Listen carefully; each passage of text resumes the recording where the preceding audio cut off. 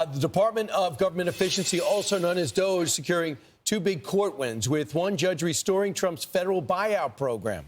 Another ruling, the administration can limit access to federal funds under certain conditions. Peter Doocy joins us live from the White House. Where these programs, Peter, did they doge a bullet? They did doge a bullet. And a federal judge is also telling unions trying to stop the federal workforce buyout to stop it. This ruling came down from a federal judge in Massachusetts, and part of it says about this fork in the road directive, the unions do not have the required direct stake in the fork directive. This is not sufficient. Second, this court lacks subject matter jurisdiction to consider the plaintiff's pleaded claims. So far, the Trump team believes they've shrunken the federal workforce by about 3%. By the deadline, 75,000 people said they wanted to take the offered buyout, so long as it holds up in court and Congress funds the 8 months of pay and benefits. That is going to be 75,000 fewer federal workers. Another win for the White House yesterday. A different federal judge in Rhode Island has ruled the president and his advisors can cut or freeze federal spending as long as existing laws on the books are being followed.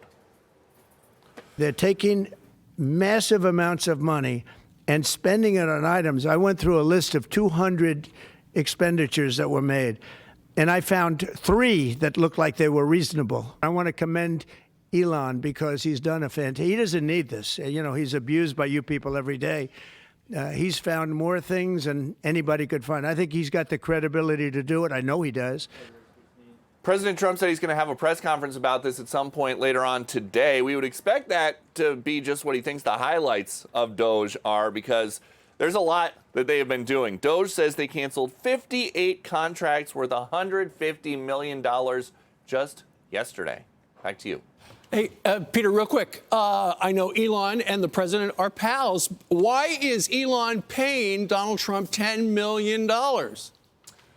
Because Donald Trump sued Twitter before, when it was called Twitter, and before Elon owned it, because they kicked him off the platform in 2001. Okay. And Trump has been settling lawsuits. He also collected a big check, I think it was closer to $25 million from Meta for kicking him off Facebook and Instagram. So $10 million to the Trump account, and I believe that they are putting most of this money that they're getting from media companies and social media platforms, rather, towards the Trump Presidential Library to open sometime after 2029. All right. Thanks, Peter. Meanwhile, the president's going to have one heck of a library. You know, after the first term, he wasn't even talking about it.